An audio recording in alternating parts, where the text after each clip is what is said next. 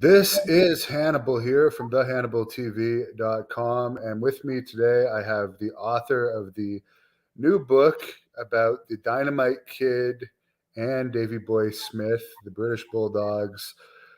Davey Boy Smith, probably the best known wrestler from the UK to Americans and Canadians, in my opinion, and Dynamite Kid, one of the most controversial wrestlers of all time.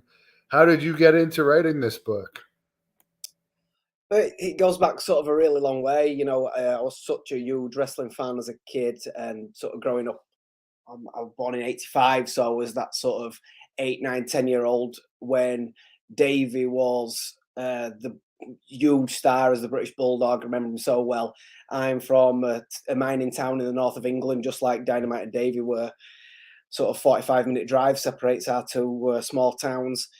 And I'd got no idea about any of that at that stage. I just knew that he was the British Bulldog. He was the one I should cheer for, and he was my hero. And then sort of fell out of wrestling, as most people did, as they reached that sort of age. But then when the Attitude Era came in, I was 16, that sort of age. So then got hugely back into it again. Now, I think that was only Davey and The Undertaker who sort of transcended those two generations. So, everybody else had sort of been and gone, even Brett, because of the screw job and everything like that. Davey was back in his jeans and Doc Martin boots era. And so he just felt like this larger-than-life character to me. And I'd, by then, at that age, I was a little bit more socially aware, geographically aware. I'd become aware of the fact that it was from such a local town to me, aware of the fact that we'd got this sort of shared heritage from a mining town. All these towns are very similar, very sort of alpha male dominated the war back in the day. And everybody's sort of very humble, and there weren't a lot of money around in them days, So I could massively sort of share that that heritage with Davey. And then as I got more and more into wrestling, I started going back and watching the old VHS tapes.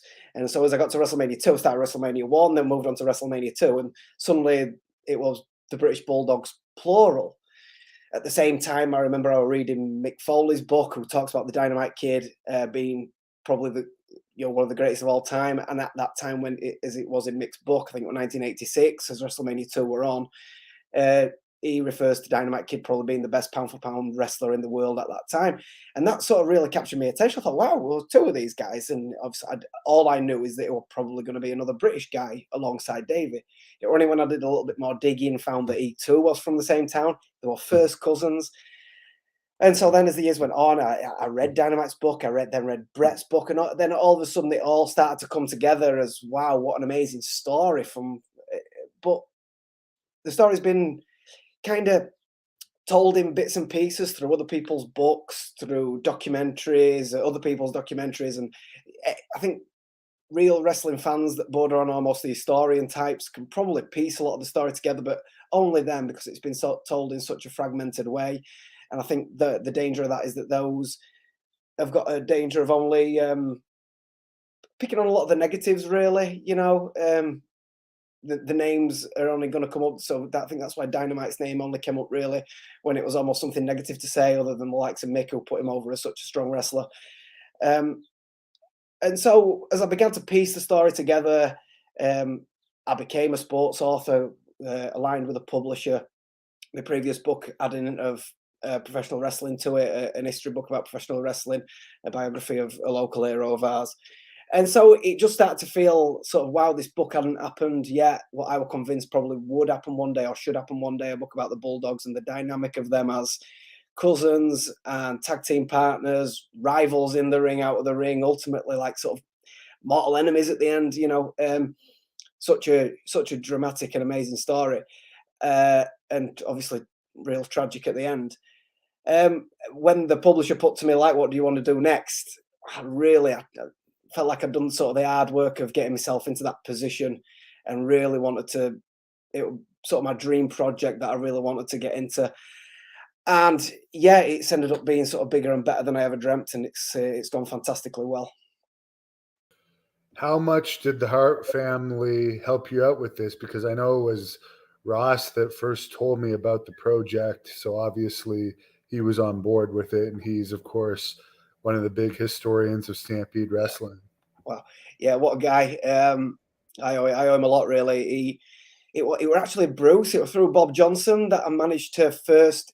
So I put it out there to all, sort of as many members of the family as I could. Look, and I understand they must get that sort of thing quite regular. Maybe, I don't know. So I was struggling to get responses of any kind, really. But then as the project trundled on, I got dealing with many wrestling historians who I wanted to sort of use as fact checkers, and one of them, Dave Dynasty, put me in touch with Bob Johnson. Suggested Bob Johnson being the ideal contact to the Harp family. So, and it was mainly Bruce that I wanted to speak to. Bruce was such a key part of the story, having discovered Dynamite while Bruce was working over here in the UK and taking him to Canada. And then they had such a storied history over the next sort of 10 to 15 years. Him and Davey, ups and downs as family members and friends and workers. I really wanted to speak to Bruce. And Bob Johnson managed to put me in touch with him. And so we had a great sort of 3.5 hour, 4 hour conversation one night, and really, really helped me out a lot. And I didn't know this at the time, but I must have come across well to him in terms of my knowledge and where I wanted to pitch the project, in terms of it being overall sort of a really positive thing about them, to tell the positive side of the controversies, if you like, and bring it all together. So much so that Ross got in touch with me. So I told him, "Oh, this guy's right up. I think could be a really good book." And so me and Ross had another sort of 3.5 hour, 4 hour conversation. But he was so enthralled into the project that we turned almost into pen pals. I felt like I could send him any email, asking him any question. He would give me an honest answer, as he truly remembered it. As you say, he's a real wrestling historian. He'd be honest with me and tell me if he didn't know anything about that, or he'd give me honest answers and in true detail.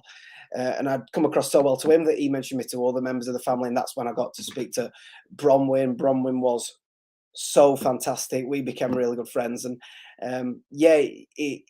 that's at the point when the project became sort of bigger and better than I ever dreamt, because I'd got these sort of real exclusives. Like, I was satisfied with almost bringing it together, because all these stories have been told by publications, be it books or documentaries or a lot of show interviews and stuff, but they're almost always US or Canadian based. I didn't feel like it had ever had its English voice, its British voice, like it truly deserved. And I know that very casual British wrestling fans, they'd remember the British Bulldog, but they wouldn't know a lot of Davy's backstory. They barely know anything about the Dynamite Kid, unbelievably. It's only your true wrestling historians, your true wrestling fans that know just how good and dynamic, and also the controversies of Dynamite and things like that. So I really wanted to bring it to the UK as a project. It's obviously a UK publisher that I work with, the largest UK sportsbook publisher. And so as I sold it to them, I was almost happy to do it as, bringing all these sources together. Even if I didn't get to speak to one member of family, that would have been, it'd been almost heartbreaking that it didn't get any involvement like that. But I would have still been able to bring it together as well, possibly could. But then once I'd made these connections, once these people were contributing so much, it really just brought on a new life of its own. It ended up having to delay how long it was going to take me a little bit, because I knew it was going to be longer than I ever thought. I'd got all these exclusive stories all of a sudden, stuff that had never been written or said about before. And so now it's actually out there at almost 400 pages, and took me 18 months to do. And yeah, I'm just excited for everybody to read it now. Well, you've mentioned Bronwyn Billington, who's Dynamite's daughter. I've interviewed on here a couple times too. Bruce Hart, Ross Hart. Vanderstar wants to know, could you list the people of importance that you associated with to write this book? The people who contributed? Yeah, that we would know as wrestling fans. Oh, who I interviewed? Yes. The family members who I've said, plus Keith Hart as well, contributed. I ended up speaking to Brett almost as it was coming to its conclusion. Gary Ports, Scott McGee, he contributed quite heavily. I had a brilliant interview with him. He got sort of emotional down the phone as he spoke about Tom. That was one thing that really I was surprised and impressed to learn is, as I said earlier, so many negatives get spoken about Tom, but it touched so many people in a warm and loving way. He's such a loyal person to those on his inner circle. That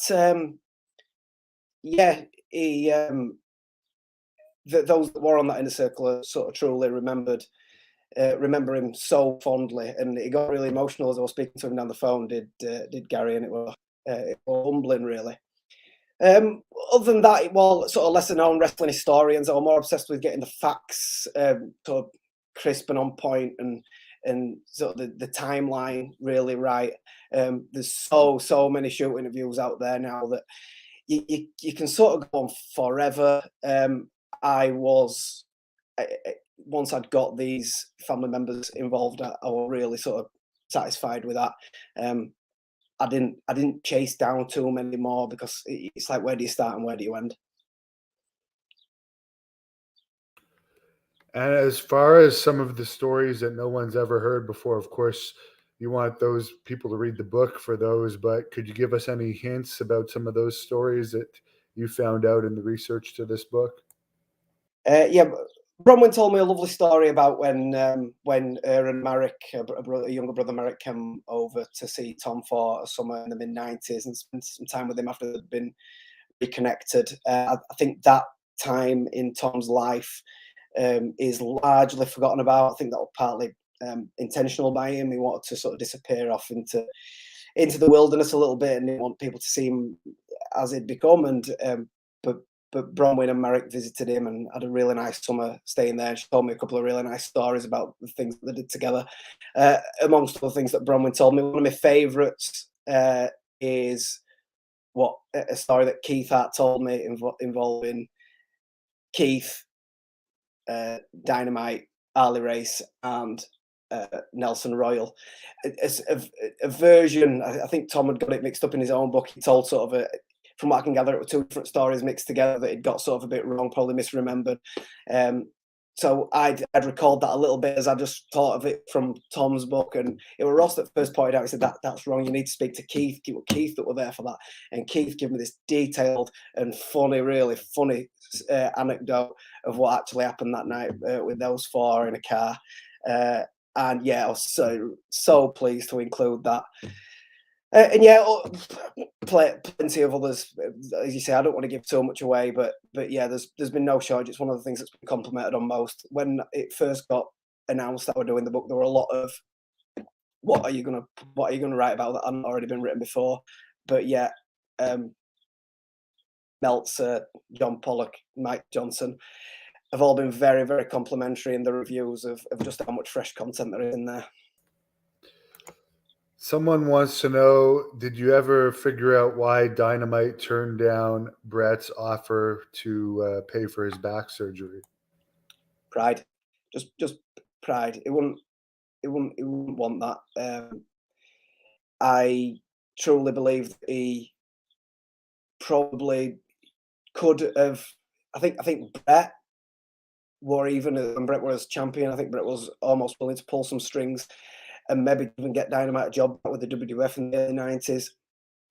But Tom just had too much pride. You know, he would sooner live in poverty in the little old town in Wigan than have them be on national TV, albeit earning good money, looking as he did at that time and being able to perform as he did at that time. And I think the same comes down to the back surgery. The last thing that man ever wanted to be was pitied or seen as a charity case. How much did the Jacques Rougeau incident affect him mentally? Because it seemed like that was truly the beginning of the end for him. Yeah, a lot of people say that, and I can really see why. And I think that was a turning point. But I think it started earlier with the back injury in the tag match with Dom Rocco and Bob Jr. That back injury was so catastrophic for him at that time. So midway through that run with WWF, it was still so immense in Japan. and could have gone back there anytime he wanted, and he did, but he just wasn't the same anymore. Yeah, and I think that not being able to perform to that level that he always had done, that people used to seeing him at, I think that hurt his pride. I think it changed his mood. We always know that he could, had them sort of a bit of a bad temper and everything like that were always just part of him, a little bit moody. But his mood, from what I can get, changed in a more dark way after that injury. And I think that because wrestling was so much his life, sending them fans home happy was what he lived for. And when that back injury took that away from him, it seemed to affect him mentally even more than physically, I think. And then that probably led to the Jack Rujo. That's the thing about what I'm saying about the timeline and how things knit together. So if you look at some of the incidents purely in isolation, it's easy to just see that and think negatively. But when you look at it chronologically of how it happened, what happened and when, you can really start to see what led to incidents like that. And yeah, I think the Cruiser thing was closer to the end of the end than the beginning of the end. I think it was already on the way down for Tom, unfortunately, at that point. But yeah, it's everybody knows that story, and I've done my best to sort of bring everybody involved has got sort of a different version of what happened. I've tried to sort of bring everything together. I had an interview with Mike Johnson from Pro Wrestling Illustrated last night, and after we stopped the live recording, he went out of his way to tell me what a fantastic job he thought I'd done with that story, which meant a lot to me. I spent a lot of time on it. I thought the book might be largely judged on that. Never wanted it to be. This one never, and I explained this to sort of Ross and Brom and right from the start. There was no way this was ever going to be a hit job, as people like to say. But by the same token, I was never going to shy away from any of the controversies. And when I think that incident, it's become almost tribal, whether you think Tom got everything that he deserved, or whether you thought it will bang out of order and it should never have happened, and you're almost like Team Tom no matter what. I didn't want to portray it in either of them ways. I wanted to portray it neutral, and I've tried to sort of make it a light-hearted little chapter that an unfortunate chain of events that leads to that. And as I said, Mike, even though we knew the end of the story, everybody does, he went out of his way to compliment me on how I'd put it together and taking everybody's points of view into account. So yeah, I think everybody will enjoy that chapter. It's a bit of a fresh look on what actually happened. And another thing that was almost a big factor too was that bar fight he got in Cochrane, Alberta, where he basically got beaten up really badly by New Year's Eve. Yeah, that was very close to the end. The one-way ticket from Michelle wasn't far behind that, But as I say, I think I think people get, again, if you look at that incident in isolation, it's easy to think negatively, but when you follow the book and the events of the book and the events of his life, you can sort of see why it was sort of spiraling downwards for him. And Michelle at that point took the right decision to sort of end it before it got even more catastrophic for the family. TB13 wants to know if Daveys family was involved, such as Davey Boy Smith Jr. and Diana Hart. Obviously, I reached out to them. Georgia and Harry had conflicting projects that meant they couldn't contribute. I spoke to Diana, but yeah, it ended how it did. We had sort of a bit of a conflict of interest, if I'm not a conflict of what the book should say and what it should do. But yeah, that is what it is. I don't really want to dwell on that too much. I've got respect for them all, and I don't want to sort of speak ill of anybody. Now, I remember when Diana's book first came out, I did read it, and then when I moved, I misplaced it, and I never read it again. But I do remember it was highly controversial. Did you manage to get a copy of that for reference on anything? I did. Yeah, I didn't sort of include much from it. I obviously just wanted it as a reference for timeline and things like that as things happened. But yeah, and I know I know she regrets that, and yeah, I didn't want to do too much of that side things really. As I say, and I didn't really want to dwell on that too much. Did you get into kind of the end of Davey Boy's life, where I guess he was living with Bruce Hart's wife at the time, and there was a lot of unusual stuff going on, or was that part of the stuff you stayed away from as well? No, I included that. I felt that to be included, so I'd got a clear line of what I wanted to do in mind. I didn't want it to be a pure biography about either or both men. I wanted to tell a story, the story of these two cousins from Wigan who followed the dreams, discovered professional wrestling, followed the dreams, conquered the world, reached too far to chase them dreams, and made some bad decisions and mistakes on the way, but paid a too heavy price for it in the end. And the story obviously ends quite tragically. It's almost sort of Shakespearean in the way it all pans out. There were things that I came across that I'd discovered or read or heard that for me weren't part of the story, and so I left them alone. But unfortunately, the end of Davy's life couldn't be out there, and so his stints in rehab, his addictions, and who was with who died unfortunately. It had to be in there. So yeah, that's covered. What did you think about the ribs that they would play to guys like Outback Jack and so forth? Some of these ribs were quite outlandish, to say the least. Yeah, And did you talk to some of the victims, such as Outback Jack? yeah. Well, actually, I owe you a huge thanks because your archive is pretty much all I needed for that. You've got Brian Blair, Outback Jack. In fact, you've got a compilation, haven't you, of just pretty much Bulldogs, particularly Dynamites pranks. So yeah, I spoke to Ross heavily about that, what he thought were embellished, what he thought were true, and how it related. I wanted it to particularly come from the Calgary point of view. So yeah, there's a fair bit of that in there. There was too much to cover. Just you could write a book on that all on its own, I think. So yeah, again, I just got this in mind where I want to tell this story. So obviously, I cover that, and the Outback Jack stuff is covered because I use that as the build up to the Jack Rougeau stuff. So they're getting sort of deeper and deeper into the pranks. Some wrestlers were sort of playing along and on board with it, and some weren't. And I think that's partly what led to the Jack Rougeau thing, obviously. So yeah, it's covered, but as I say, you could go on forever with all that. Yeah, that's definitely true. What was the most interesting thing you found about writing this book that you didn't know about either one of these guys before getting into it? As I said earlier, with regards to Dynamite, it was how much it touched people in a positive way, I think. Yeah, again, there's been so much sort of negative. Oh, everybody knows who follows wrestling, so just how great he was in the ring, how influential he was in the ring. But so much negative stuff written and said about him outside of the ring that, as I say, especially when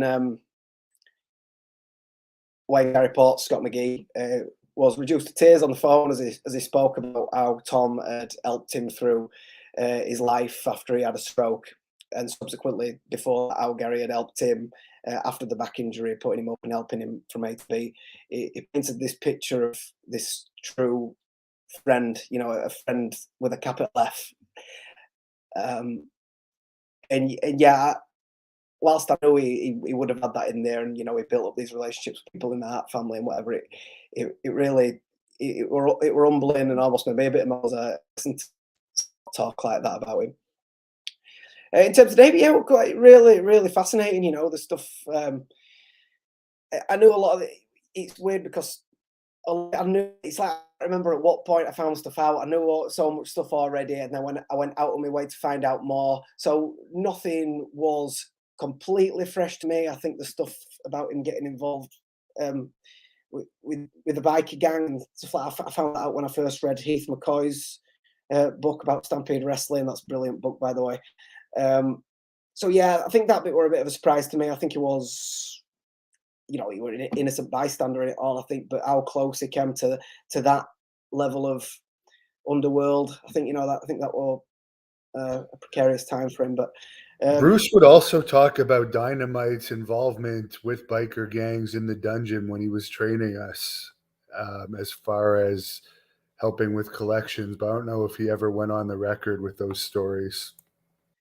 no, I did come across that it was so both the Bulldogs. I think they were just friends with them. You know, it was Ben Bazarab and sort of the other guy who worked in BJ's gym. I think he started off behind the shake stand or whatever, but you know, one thing led to another, and yeah, I think they were just genuinely friends with them, and the friendship went a little bit too far. And I think it was. I'm not sure why Davey seems a little bit more indelibly linked in the stuff that I've read, but I think that was just more because he loved his bikes, he loved his Harley Davidson and that, so it were a little bit easier for him to sort of knock about with them in this sort of innocent way. But at the same time, the things that they were doing around the same time almost led to some guilty by association or whatever, I suppose.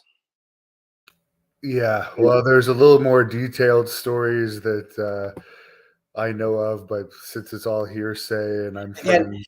again, I I was led to believe that that's quite that were almost part of why they ended up leaving Florida, maybe, or they were relieved to leave Calgary because um, of all that. So I touch on it as part of the story that I've said, as part of getting from A to Z. But I didn't. It was one of the things I didn't really want to uncover too much. It wasn't what the book were about. Now, what's your opinion on how Harry Smith, Daveys' son, has been treated by WWE over the years? They signed him really young, around 19, and it looked like they were going to like really make him a star. But then when they debuted him, he debuted in a pull apart, and then he had a very weak first run, got beat up by JBL, where they had JBL insult Davey, who had passed away. Then he ended up winning the tag team titles a couple of times, having a good little run. And then his latest time where they were going to bring him back, he ended up being paid 7 months' work to have one dark match and then got released. So do you think that there's just some reason that they want to screw with him, or Well, I, I've thought about that. I think, let's be honest, to treat a lot of people like that, it's not that there's too much evidence of it across the board from them, unfortunately. Just washing their hands of people, seemingly no reason. That it'd be a stretch to say that they're almost like victimizing him. You know, his first run with Tyson Kidd, tag team champions, that's something I'll never forget. I'm sure something that he holds dear to his heart, and those memories of him and TJ and Natalia together, as well as, you know, some moments that he had with Brett in the ring with WWE. I'm sure he holds them very dearly. I've got a lot of respect for Harriet, a lot of respect for him as a performer as well. I think he comes across so well, especially like sort of at the Hall of Fame. You know, he stole the show at the Hall of Fame, if you ask me, with that speech. And yeah, I think they could have used him a hell of a lot better. I'll put it that way. Sometimes it seems to pay to have to be a second or third generation and have those links. And sometimes it works against people, you know, if they're almost too indelibly linked and forever being almost not taken for themselves as they are as that generation. So, I mean, he's had a fantastic career. Japan, huge respect for what he's achieved there. Still going strong. Him and Doug Williams now flying the flag for us in the UK. I wish him all the luck in the world and longevity. You know. to me, it seems like he should have been the face of the UK brand, and it seems ridiculous that they never even tried him in NXT UK since his father is the most famous UK wrestler ever in the WWE. Well, I don't know how true it is, but I'm led to believe that that was the plan. I've heard that was the plan, especially when Walter, now Gunther, was tearing it up in NXT UK. I don't know how true it is. I haven't heard it direct, but I've heard the rumour that plan was to get Harry over to the UK and have this huge program with Walter, which would have been immense. People's, especially here in the UK, people licking the lips at the thought of that.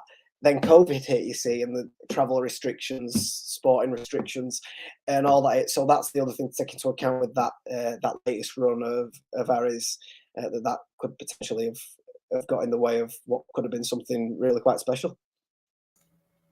Did you have a favorite match over the years from the British Bulldogs?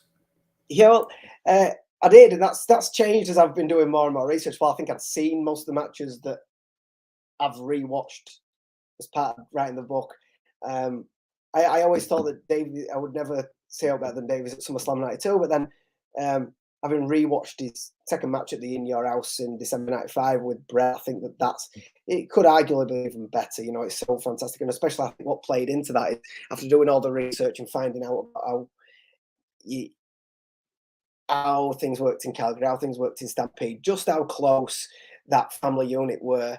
And as Brett says in his book, they really felt like they had to do something special to even try and compete with SummerSlam '92. I think that obviously Bladen was somewhat embargoed in WWE at the time. And so I think they hatched a plan for Brett to Blade to sort of, roll back to the Calgary years, do something really special that they would have done back then. And when you watch it with that knowledge and know why they did what they did, why they put on the match that they did, that became really special to me. I think that then his match with Owen for the European title in Germany is fantastic as a pure wrestling match. I think that one might be my favourite. In terms of a show, you're never going to beat Calgary Stampede in terms of a crowd that crowd will never be beaten in terms of how vociferous and energetic and electrified they were, and all those guys in that Art Foundation as they were then deserve huge credit and praise for that. And obviously Stone Cold was red hot at the time. In terms of Dynamite, they had some amazing performances as a tag team as well, obviously, especially some of the ones you watch in Japan with the likes of the Malenkos. But Dynamite individually, obviously, there's the Tiger Mask series of matches. If you anybody who's got a network, just go and fire that 7-minute match up at Madison Square Garden. They only got given such a short time slot. The crowd didn't really know who they were at the time in 1982. I think they think it's the concession break, and they're all sort of milling around waiting for the next big act to come on. All the big stars were on that show, and within 2 minutes, every single pair of eyes is glued at the ring. Within a couple more minutes, they're all on the feet, they're all cheering, they're all going crazy for it. They sort of squeeze everything that they've got into this 7-minute match to try and really show everybody what they've such amazing. The other match that I stuck across, obviously some amazing match with Brett and Stampede, but his 79 match with Fujinami when New Japan sent Fujinami over, they had a cross promotional event, the Stampede and New Japan.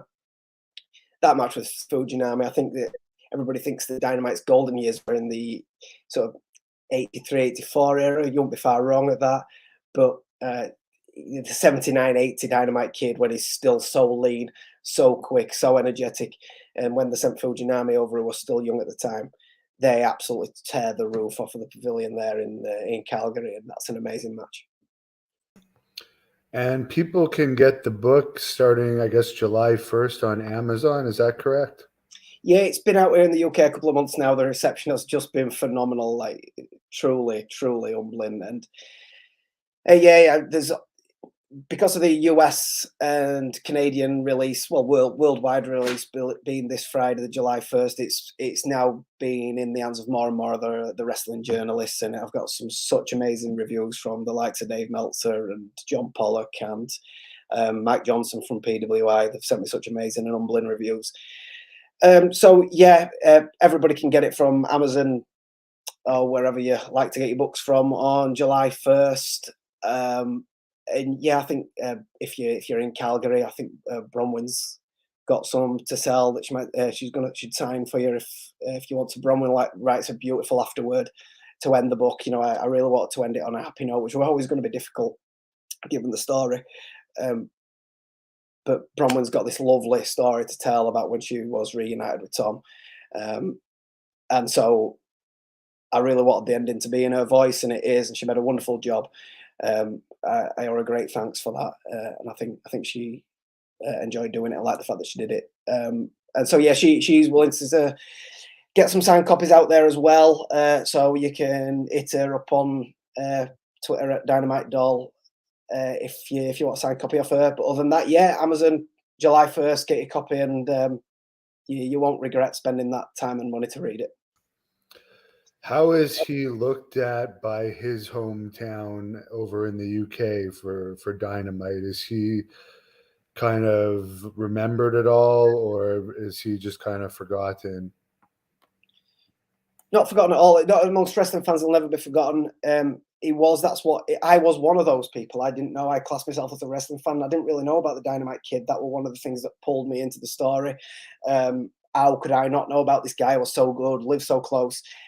So yeah, I do think there's, in terms of other than your real hardcore wrestlers who are almost, they have to almost be historians, or certainly people that remember World of Sport and ITV.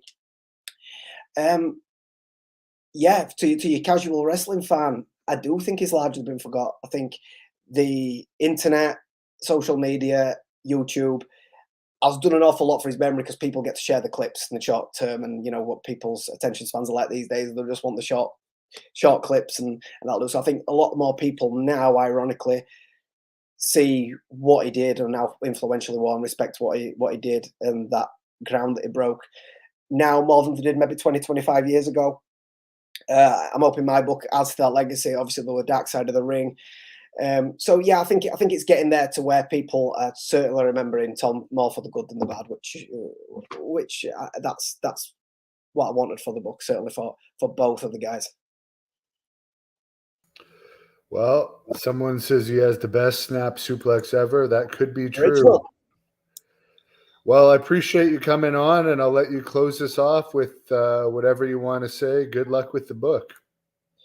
Yeah, everybody, thanks for listening. Thanks for having me. And yeah, you can find me. I've got a dedicated Twitter page for the book, which is at Bulldogs Book 123. Put some bits of exclusive content on there, some of the pictures that didn't end up making it to the book, things like that, and updates on how it's all going, the new reviews that come in.